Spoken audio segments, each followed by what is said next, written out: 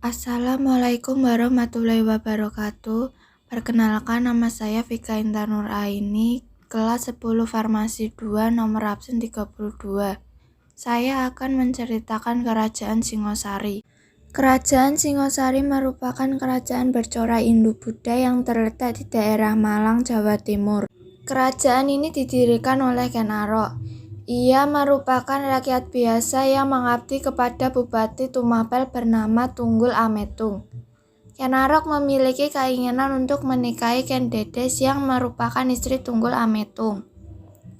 Ken Arok pun membunuh Tunggul Ametung menggunakan keris empuk gandring dan menggantikan posisinya sebagai penguasa sekaligus memperistri Ken Dedes. Tak puas, Ken Arok kemudian ingin menjadi raja pada 1222 Masehi. Ken Arok melakukan serangan ke Kediri hingga Raja Kertajaya dapat ditaklukkan. Seluruh wilayah Kediri dipersatukan dengan Tumapel. Inilah cikal bakal lahirnya Kerajaan Singosari. Sejarah Kerajaan Singosari tidak lepas dari intrik. Ken Arok yang menjadi raja pertama memerintah selama 5 tahun sebelum dibunuh oleh Anuspati, anak dari Ken Dedes dan Tunggul Ametung. Selain Ken Arok, terdapat 4 raja lainnya yang pernah berkuasa di Kerajaan Singosari. Berikut ini adalah nama mereka. 1. Anuspati. Setelah membunuh Ken Arok, Anuspati berkuasa selama 21 tahun. Namun ia kemudian dibunuh oleh Tojaya, putra Ken Arok yang ingin membalas dendam. Anuspati meninggalkan seorang putra bernama Ronggowuni. 2. Tojaya. Tojaya menggantikan posisi Anuspati. Namun Ronggowuni merasa dirinya juga berhak menjadi raja. Maka timbullah pertempuran antara kubu Tojaya dan Ronggowuni. Karena kurangnya dukungan, Tojaya terdesak lalu melarikan diri. 3. Ronggowuni. Ronggowuni bergelar Srijaya Winuwardana. Ia memimpin Singosari bersama Mahesa Cempaka.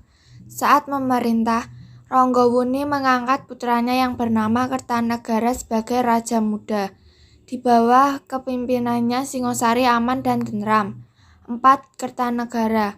Kertanegara merupakan raja kerajaan Singosari yang paling terkenal.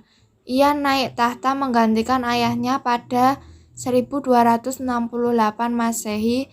Di bawah pimpinannya Singosari menjadi kerajaan yang besar. Pada masa Raja Kertanegara, Singosari melakukan perluasan wilayah ke berbagai daerah. Kertanegara juga menjalin hubungan dengan beberapa kerajaan di dalam dan luar Kepulauan Indonesia. Saat itu agama Hindu dan Buddha juga berkembang dengan baik dan dapat hidup berdampingan. Meski Singosari mencapai kejayaannya pada masa Raja Kertanegara, di masa ini jugalah kerajaan ini runtuh. Beberapa faktor penyebab runtuhnya kerajaan Singosari yakni 1. Raja dan jajarannya lebih sibuk melakukan ekspansi di luar Jawa, sehingga kekuatan kerajaan keropos di bagian dalam dan akhirnya lengah.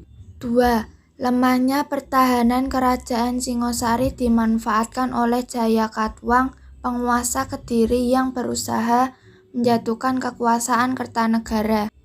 3. Kertanegara mati terbunuh dalam pertempuran dengan pasukan Jayakatwang.